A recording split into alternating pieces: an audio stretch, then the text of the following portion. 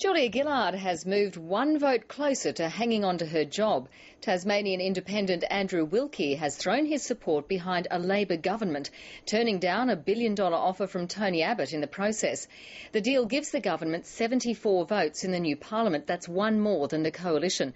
But with the three country independents undecided, power could still be delivered to either of the major parties. Chief Political Correspondent Mark Simpkin reports. I was going to hide down the back with you people.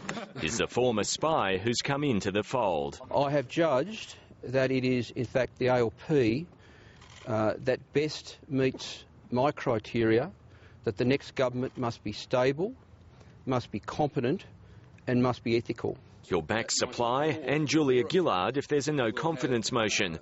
But after that, he's still independent. And in no way should my support be taken as support for any of their policies. I will approach every policy on its merits. Even so, his decision means Julia Gillard's one step closer to keeping her job. I thank Mr Wilkie for the decency and diligence. His support didn't come cheap. He won a written guarantee Julia Gillard will crack down on problem gambling.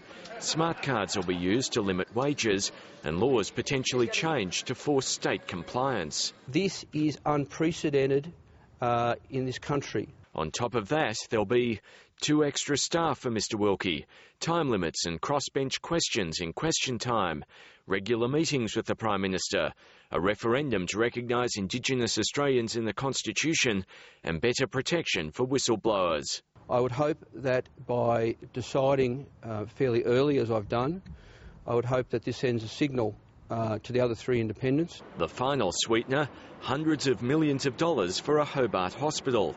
Tony Abbott promised to inject $1 billion into the hospital, but Andrew Wilkie questioned the coalition's costings for that and other measures.